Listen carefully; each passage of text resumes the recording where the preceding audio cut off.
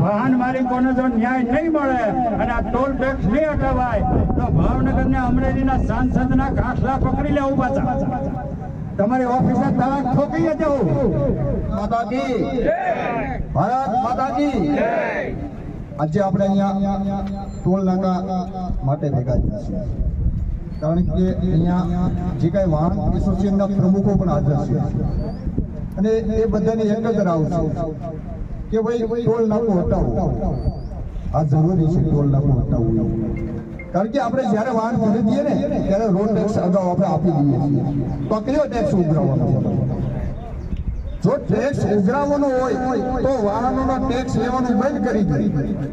પછી ભલે ટોલ નાકા ગમે એટલા બનાવી દે અને ટોલ નાકા દેવા તૈયાર છે બધા વાહન માલિકો એટલે આ ગુજરાત સરકાર અને કેન્દ્ર સરકાર સુધી આની આપણે ફરિયાદ કરવી પડશે કે ભાઈ તમારે ટોલ નાકા તરીકે અમારી પાસેથી જો લૂંટ કરી લેવી હોય અને ઉઘરાવી દેવું હોય અમારા ઘરની અંદર જે કંઈ તમારી મિલકત પડી હોય તમારે ઉઘરાવી લેવું હોય ને તો ટોલ નાકા તરીકે તમે ઉઘરાવો પણ પેલા વાહનના ટેક્સ બંધ કરો એટલે અમુક નિર્દોષ માણસો જે છે ને આની અંદર ન આવી અને તમે જે કઈ ટોલ નાકા તરીકે ઉઘરાવા આ રોડે જે ગતકડા કાઢ્યા છે એ ગતકડા ટૂંક સમય બંધ કરાવવા જ પડશે કોબડીની આજુબાજુમાં એક બંધારણમાં ભાઈ મારી જોડે વાત થઈ કે 15 કિલોમીટર સુધી એક પણ પૈસો આપવામાં આવતો નથી કોબડીની આજુબાજુમાં જે કઈ વાહન માલિકો હોય 15 કિલોમીટર સુધીનો એનો ટોલ ઉઘરાવતા નથી તો આ આપણે અહીંયા 15 થી 20 કિલોમીટર સુધી એ તો મારું બરોબર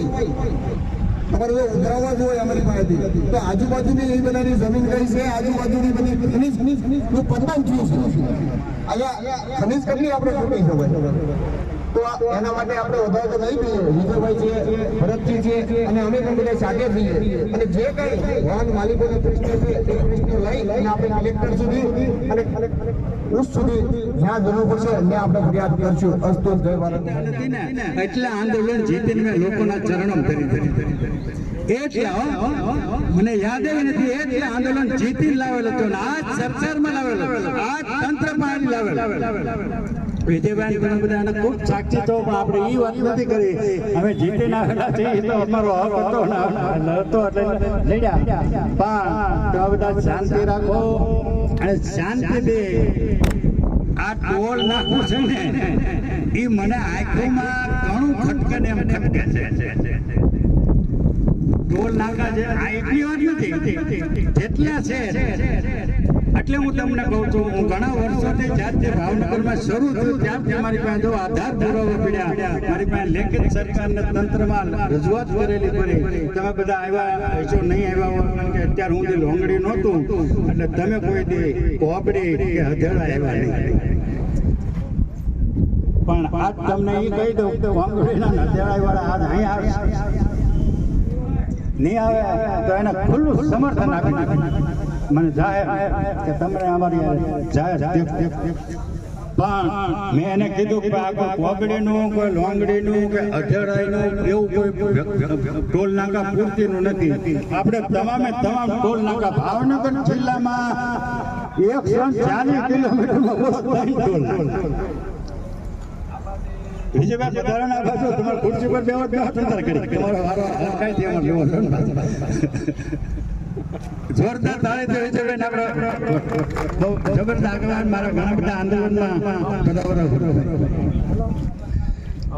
રાજકીય પક્ષને આપણે છે સામાજિક ક્ષેત્રને ધાર્મિક ક્ષેત્રના બધા જ લોકોને આવવું જોઈએ અને આવવું જ જોઈએ એમાં ખાસ કરીને વિરોધ પક્ષને તો ઘણી વખત કહો કે તમારે ફરજિયાત આવવું જોઈએ તમને ખબર ન હોય તો કહી દઉં વિજયભાઈ અહીંયા આવ્યા એટલે યાદ કરાવું કે આ ચૈત્ર મહિનો નહીં ઓલા ચૈત્ર વૈશાખની અંદર ગામની અંદર વિજયભાઈના ગામની અંદર રાજભાઈ મહેતાએ જસવંત મહેતા જે મરણ થયું સ્વામી એ વખતે પૂજ્ય બાપુ મવારી બાપુ અને ત્યારે ગુજરાતના કોંગ્રેસના પ્રભારી રાજુ શર્માજી અને એ વખતના પ્રદેશના પ્રમુખ જગદીશભાઈ ઠાકોર ને આવે બાપુએ કીધું હતું વિરોધ પક્ષને આવવું જોઈએ મેદાન તમે આવ્યા એ બરોબર છે, તમારે રહેવું જ જોઈએ. બાપુએ જો એમ કીધું હોય ત્યાં માટે કીધું કે રહેવું જ જોઈએ. સરકાર ગમે એની હોય એમ હું ઘણી વખત તો વિરોધ પક્ષને તો આવું જ જોઈએ. ગમે એ લડતો હોય તે શું કીધું હોય તમારું એમાં કઈ જાય નહીં. વિજયભાઈ તો વિરોધ પક્ષ કે એવું કઈ એને હોય નહીં. તો ખેડૂતોના લોકોના આંદોલન હોય, ભગાભાઈ ભરતભાઈ ખૂબ લડવ્યા છે. પણ આપણે વાત મારે વિજયભાઈને તમારા બધા આગેવાનોને ઘણા બધા જાગદાર થઈને રોંગડે થઈને કરસાર થઈને બધા મિત્રો પધાર્યા છે. અમારે વાત તમારી જ પહેલા સાંભળવાની છે. વાહન કારણ કે તમારે રોજ જવાનું હોય, રોજ જે દાદા હોય અહીંથી મોવા એને 3 ટોલ નાકા જાતા આવે ને 3 હાલતા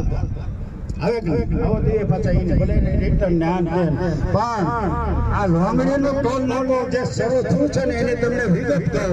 આખા ગુજરાતની અંદર ક્યાંય ટોલ નાકામાં ટોલ ટેક્સ ન લેવાય એટલું અહીં લોંગડીમાં. આવો જાપાનનો ટોલ નાકો જાપાનની ભૂમિ છે, આ ભૂમિ છે એ કઈ જાપાનની છે કઈ એ પ્રકારનો રોડ બનાવ્યો તો ન્યાય બોડી શા માટે મારી અત્યારે મને ના પાડી પોલીસ સ્ટેશન તરફથી કે તમારે ટોલ ટેક્સ કે ત્યાં ફોટો પાડવા નહીં જવાનો. પણ મેં સાહેબને ચેલેન્જ મારી કે અત્યારે અમારે ફોટો નથી પાડવાનો, બાકી ફોટા મારા ખીચાની મારી પર 500 પડ્યા. અને તમે અમને ના પાડો છો એ બરોબર, પણ સાહેબને પાછું કીધું હું ચેલેન્જ ઠોકીને કહેવાનો છું, આવેદન આપીને કહેવાનો છું. 10 દિવસ કે 12 દિવસ કે 7 દિવસની અંદર મને નહીં મળે હમણાં આ લોકોને ન્યાય તો હાથ મેં 10મે દિવસે જે અમે તારીખ આપી તેથી ઠોકી દઉં તમારે થાય કરી. અમે કઈ કામ કરવા, અમે કોઈને અંધારામાં રાખીને અમે કોઈ તંત્રને હેરાન કરીને કે કોઈને અંધારામાં રાખીને અમે કંઈ કરીએ એવા અમે માણસો નથી. પણ અમારું કામ જો તંત્ર ન કરે, અમારું કામ જો અધિકારીઓ ન કરે, અમારું કામ જો નેતાઓ ન કરે તો પછી અમે જીતી દઈએ. અમે કાટલા પકડીને કહી દઈએ લોકશાહી છે એટલે લોકશાહી વધુ પધારો. અમારા ખેડૂત કલ્યાણ સંગઠનના કોટી ગામના આગેવાન છે ભાઈ ભાઈ આવ્યા, ખૂબ સારી વાત. પણ આ બધા આગેવાનોમાં મારે કોઈના વિજયભાઈ આવ્યા છે, ઘણા બધા હિરેનભાઈ બધા પહેલા બધા આવ્યા છે. પણ આમાં કોઈના નામ ભૂલાઈ જાય કે તમે નાના એસોસિએશનના પ્રમુખ આવવાના હતા કેમ થયું? રાતોલથી મુકેશભાઈ નાવાના આવ્યા ને સરસ છે. પણ વિજયભાઈને ખ્યાલ આવે એટલે આપણે બધા તમને બોલવામાં ખ્યાલ આવે કે આવું કઈ છે કે નહીં કે ખોટી વાત છે. નમસ્કાર મિત્રો, જય શ્રી રામ, બાપા સીતારામ. વહતુભાઈ કામળિયા, ભરતસિંહ વાળા તેમજ જાગદારના માજી સરપંચ વિજયભાઈ બારિયા, કેલુભા ગોહિલ સાથે અન્ય જાગદારના તમામ આગેવાનો, જાગદાર ગામના તમામ વાહન માલિકો, અન્ય ગામ આજુબાજુના ગામમાંથી મહુવા તાલુકાના અન્ય ગામમાંથી આવેલા આગેવાનો, અન્ય આમ કહીને ભાવનગર જિલ્લાના તમામ આગેવાનો જે આવેલા હતા અને એને જે રજૂઆત આ વિડીયોમાં કરી તે તમને કેવી લાગી, તમને સારી લાગી હોય તો નીચે આપેલા બટનને દબાવી ચેનલને સબસ્ક્રાઈબ કરજો, વિડીયોને લાઇક કરજો અને વિડીયોની લિંક તમામ મિત્રો સુધી આખા ગુજરાતમાં શેર કરજો, જેથી કરીને આ લોકો તમામ લોકો જે સ્વખર્ચે આવે છે અને